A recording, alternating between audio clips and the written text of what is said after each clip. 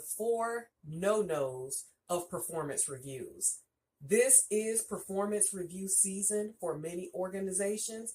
Some of you have already completed performance reviews.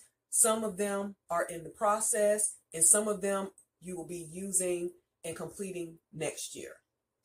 Let's get to it. Number 1, panicked. Your employees should not be panicked the night before your performance review is given. They should not be struggling, having trouble sleeping, wondering what is going to be on the performance review, wondering how they're going to respond, preparing for their defense of themselves and their work. Give them a copy, if possible, before the performance review session so they have time to review it. They have time to write up any responses that they have or any narratives that they would like to share while they are waiting for their appointment with you. Second, there should be no pop-up performance reviews. No surprise, I got you moments. Or, ooh, you didn't think I was watching, but I was. And here it is in your performance review. Whatever you have to say, it should not be a surprise to your employees. They should know. A good leader builds a performance review throughout the year.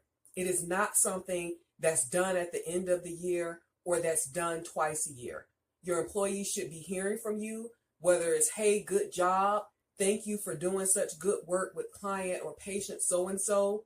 Thank you for helping out your team members. Here's an area of concern that I would like to work with you on. They should not just be hearing about things at the performance review. Number 3, performance reviews should not be petty. It is not the time to take one minor incident and smear it across an entire 12 or 6-month review period.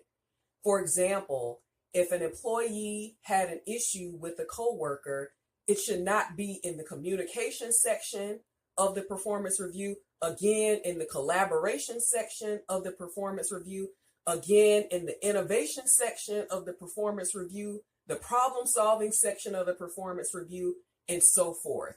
The performance review should be a highlighted an overview of that time period. So if that was one incident, it should not be the entire highlight of the entire performance review. Number 4, passive-aggressive power play. Inserting things such as you need to smile more, or you need to be less aggressive, or less outspoken, or you're too nice, or you're not a team player. Those should not be things that are randomly inserted in someone's performance review. They should not read their performance review and it has all high scores, all good feedback, and then at the end in the leadership or supervisor's narrative, in closing, so-and-so needs to be more friendly. So-and-so needs to be more of a team player. All right, until next time, that's a great performance review. Absolutely not. If there's something that the employee needs to improve upon, let them know the things they need to improve upon. But do not take things that you don't like about that employee or that irritate you about that employee, or if you were them, you would do it this way, and put that in their performance review and sprinkle it in and mix it up with all the other things that they have written in there.